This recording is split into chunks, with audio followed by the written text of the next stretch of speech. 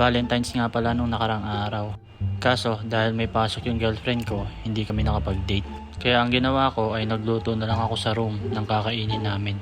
Bali may pasok nga pala yung girlfriend ko niyan at mamaya ay ihahatid ko siya. Pero syempre bago siya pumasok ay pinakain ko muna para may lakas siya mamaya sa trabaho niya. At pagkatapos nga namin kumain ay bumaba na rin agad kami. Naglakad nga lang pala kami niyan papunta sa trabaho niya para din makapag-usap kami.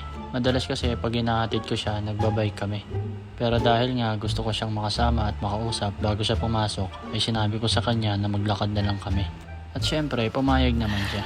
Sana all. At habang naglalakad nga kami dyan ay tinatanong niya kung susundin ko daw ba siya bukas. Pero syempre dahil na-miss ko siyang asarin ay sabi ko sa kanya hindi. Kaya yan tuloy nagtampo kaya iniwan ako. Kaso hindi ako sanay na nagtatampo siya kaya ayan sinusuyo ko. Bale bukas pa pala ng gabi yung pasok ko kaya doon ako matutulog sa nirentahan naming room.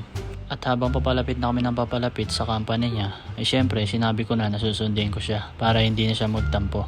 Maya maya nga ay naihatid ko na rin siya at ngayon nga pauwi na ako. Nagbike na nga pala ako pauwi niyan kasi para mas mabilis.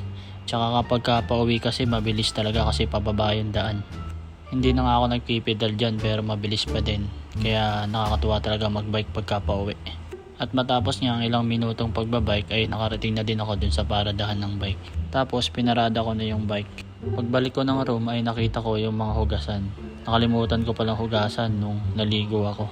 At dahil wala rin naman akong gagawin ay syempre hugasan ko na muna bago ako matulog. Wala nga pala sariling CR dun sa room na nirentahan namin. Bali itong CR na ginagamit ko ay sa labas ng room. Tapos mahirap maghugas dun sa lababo kaya dito na ako sa baba naghugas. Konti lang din naman yung hugasan na yan kaya hinugasan ko na din. Alangan naman pag uwi pa ng girlfriend ko siya pa maghugas, diba?